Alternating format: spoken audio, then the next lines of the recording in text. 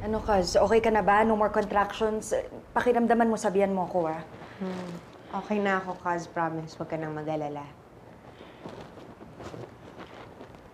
Eh, si Jordan, iniisip mo pa rin ba?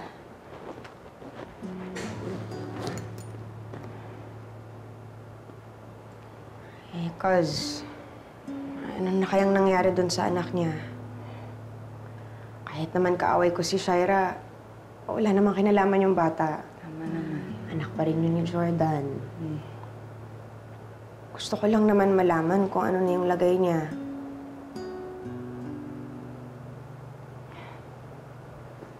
Halika, sasamahan kita, ha? Saglit lang, ha? Thank you, Kaz. Kaya mo ba? Kaya to. Mag-ingat. Okay. Sandali.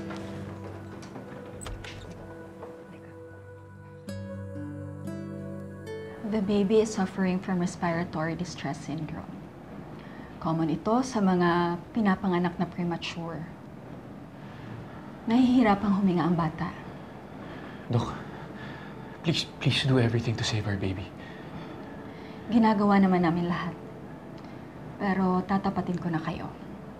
60% ng ganitong cases lead to sudden infant death syndrome. Death? Mamamatay anak ko? I'm so sorry. Hindi, Dok. Teka, bawiin niyo yung sinabi ninyo. Excuse me, but I have to go. Dok? Dok, teka lang. Jordan? Shay, Jordan, hindi. Hindi pwedeng mamatay ang anak natin. Hindi siya pwedeng mawala. hindi mamamatay ang anak natin, okay? Hindi mamamatay dahil lalaban siya. And I believe he will survive this. Kasi mana siya sa'yo. Fighter ka, parehas kayo ng anak natin. Hindi mo naiintindihan, Jordan. Natatakot ako.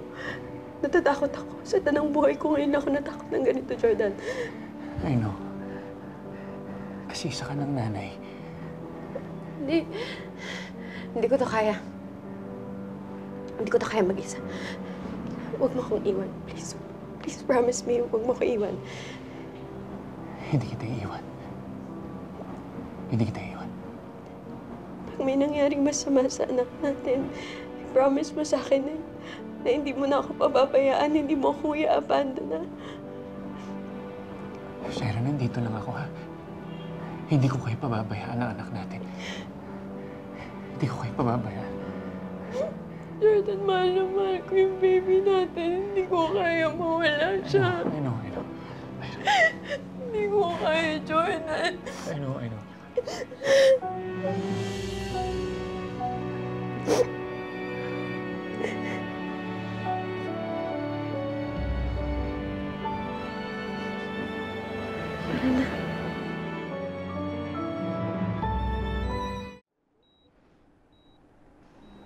We don't normally allow anyone in this room, pero nakiusap kayo at may approval mula sa amin ni Doc. Gusto ko lang sana makita yung anak ko. Gusto ko siyang maramdaman. Sometimes it helps na nararamdaman ng baby ang nagmamahal sa kanya. Pero hindi ito science. Pero may mga nangyayaring nagkakaroon ng malaking recovery ang baby. Mahal na mahal namin siya. Baby, mahal na mahal ka namin. Bubuksan ka lang, ah.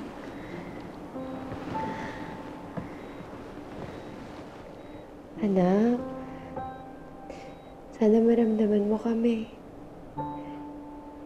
Mahal na mahal ka namin. Lumaban ka lang, ha? Huwag kang susuko. Kailangan ka namin ng papa mo. Nandito lang kami, ha? Hihintayin ka namin. Mahal na mahal ka namin, ha? Huwag kayo mawawala ng pag-asa. Kapit lang. Premature din ang anak ko nung pinanganak ko siya. Pero nakasurvive siya. Salamat.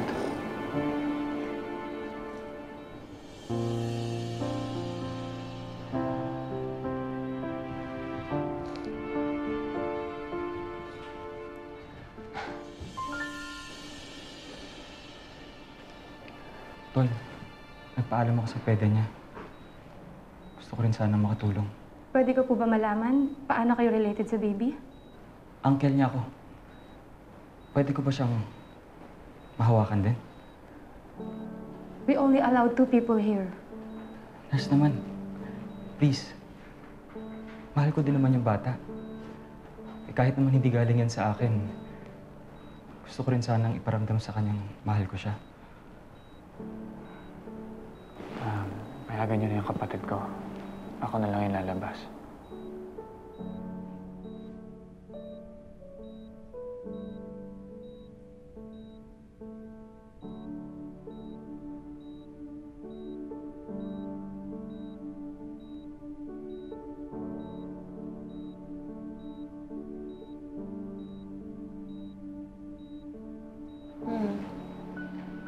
Sabi ng doktor, anytime daw pwede siyang mawala. Pero, hindi ako papayag. Hindi pwede mangyari yun. Not to my son. Baby, this is your Uncle Jeff.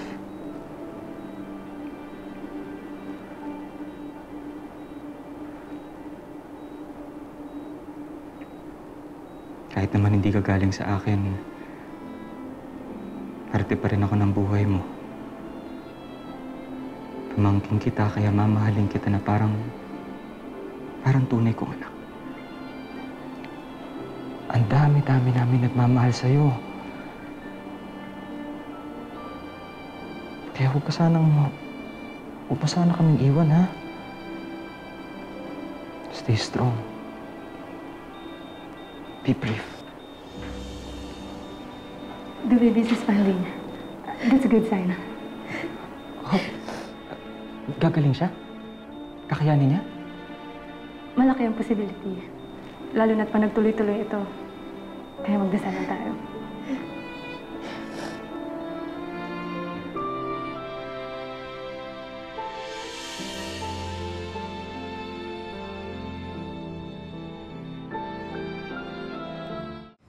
Mommy, can you fix this?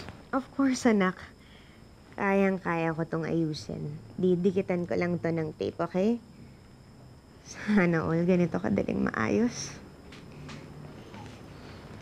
When nandito si Daddy, he will help us fix this. Anak, alam mo, mahal na mahal ka ng daddy mo. Alam ko naman po yun. Kahit wala siya dito.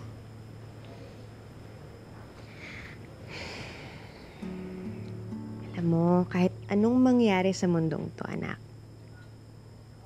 hindi magbabago yun. Hmm? Hindi na po ba siya uuwi sa atin?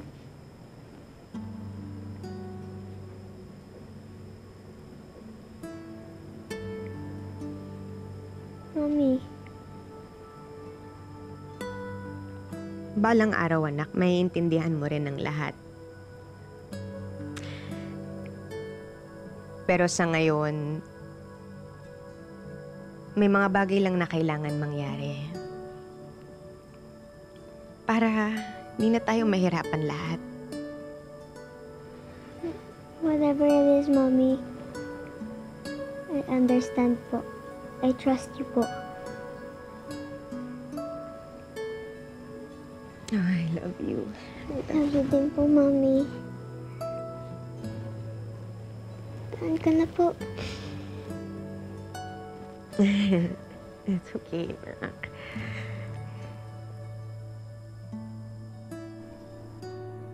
Kinilabutan mo sa kwento mo, girl. Talaga ba? Nag-respond yung baby kay Jeff? Alam mo, kahit ako nga nagulat eh. Pero okay lang, masaya ako. Kasi ibig sabihin nun, gumaganda na yung lagay ng baby ko. Naisip ko lang. Hindi kaya alam ng baby mo na si Jeff talaga ang tatay niya, kaya siya nag-respond. Buti ba manahimik ka? Totoo naman kasi, girl, mahirap ipaliwanag pero nangyayari. Look at Jeff. Grabe yung pag-alala niya sa bata. He really went out of his way para lang mabisita at mahawakan yung baby. Leslie, ginawa niya yon dahil sa akin. Kasi nga, mahal niya ako. O posibleng ginawa niya yon kasi may kakaiba siyang nararamdaman sa bata. Yun lang tawag doon, lukso ng dugo. Ewan ko. Ay nako. Ayaw mong paniwalaan kasi mas gusto mong kapitan yung kasinungalingan mo. Sa ayaw at sa gusto mo, you can't deny the truth na si Jeff ang ama ng bata. Oh my God.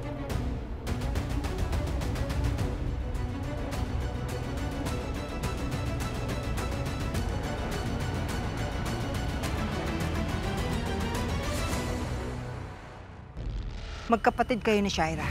Bakit kailangan mo itong ipaglihim? Dahil hindi dapat malaman ni Christy ang totoo.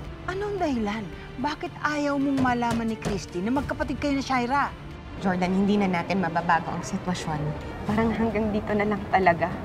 Jordan, pinapalaya na